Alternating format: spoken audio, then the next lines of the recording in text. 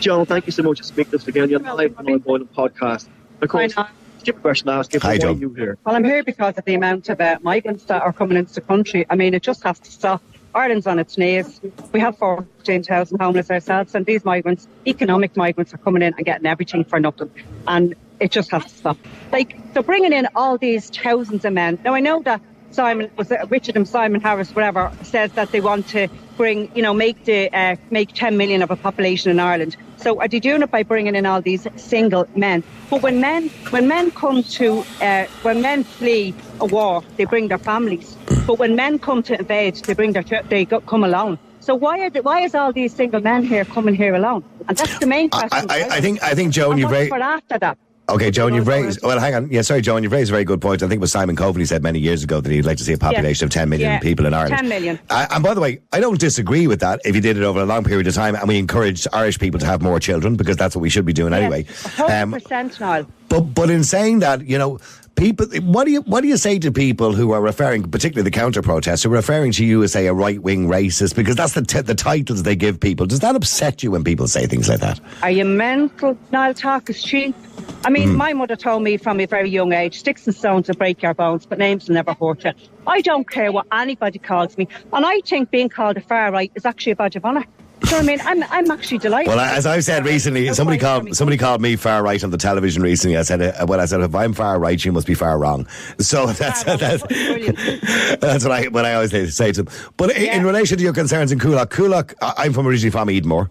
Just across the road from you. So I know that, Coolock, Edenmore, they have been areas that have essentially been abandoned for 30 years by successive governments. They're not given enough resources. They're slightly overpopulated, probably for the geographical size of them. We've seen a lot of industry closing in those areas over recent Cadbury's and all the other factories that kind of disappeared over the years. I mean, they're not really injecting a lot of money in, and yet it must upset you then when you see so much money being spent, on immigration, certainly over the last year then. I mean, up at the hotel there, up at the Holiday Inn, I mean, they have a special kitchen and all for them.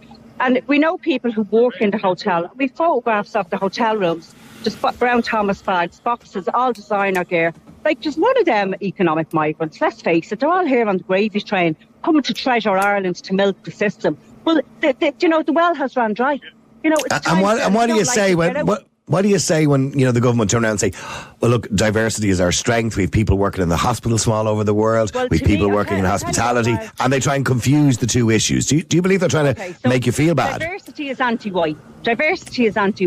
And they're bringing in all these people. It's like the white people are becoming extinct, and the indigenous Irish people are becoming extinct. And by the way, I agree with you on a lot of the points you make about immigration, but I don't think we should ever bring skin colour into it. They're the ones that do that sometimes by calling people racist. Because they all are. I mean, if you look, there's loads of advertisements and about diversity, and all the children that they use in all these advertisements, they're all of a different nationality. There's no freckled-faced, red-haired Irish girls, typical Irish girls, what would be used for years to say we're Irish. I mean, we're known for red hair and freckles and all that. For all these diversity advertisements, they're all like Indian. I'm assuming like most people, you have no problem with people coming here, working hard. At all. I'm not racist, but I have a problem with when it's being shoved in your face. I mean, I was walking down the road by Cadbury's, actually, as you mentioned there last week.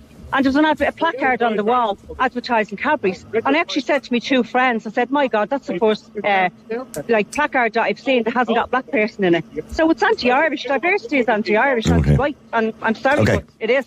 All right, well, listen, Joan, thank you very much indeed for that. Robbie, the protest's really building up, Joan. Thank you, Joan.